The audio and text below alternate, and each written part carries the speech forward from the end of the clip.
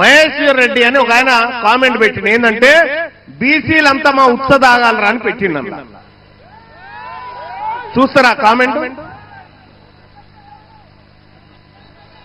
ఇక చూడ్రి, బీసీలంతానట రెడ్ల ఉత్స దాగాల మా ఉత్స దాగాలరా అని చెప్పి అలా కామెంట్ పెడతా ఉంటే ఇంకా ఏం సోపది మీకు మాకు.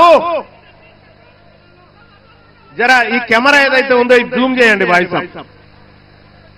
ఈ లైవ్ స్క్రీన్ల మీద కనిపించేటువంటి కెమెరా ఇక చూడండి. మహేష్ రెడ్డి అట బీసీలు ఎప్పుడు మా ఉత్స దాగాల్సిందే అని చెప్పి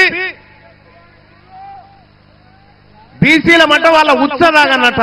ఎవనుత్స ఎవడు దాగితే ఇయ్యాల 1,20,00,000 రూపాయలు మా సొమ్ము 1,20,000 కోట్ల రూపాయలు మా సొమ్ము మీరు దాక్కుంటా మా బీసీల ఉత్స మీరు దాక్కుంటా మమ్మల్ని ఉత్స దాగమంటారా దొంగ నా కొడుకులారా?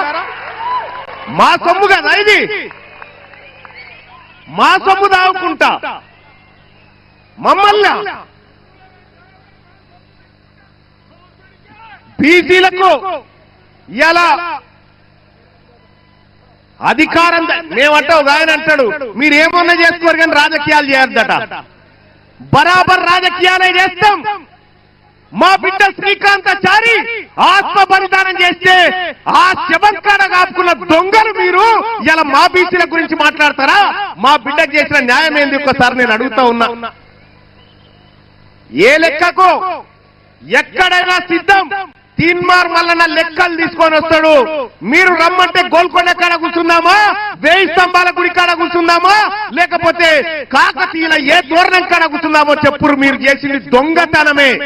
మీకో విషయమే తెలుసా? అసలు ఈ రెడ్లు వెలమలు తెలంగాణలో కాదు.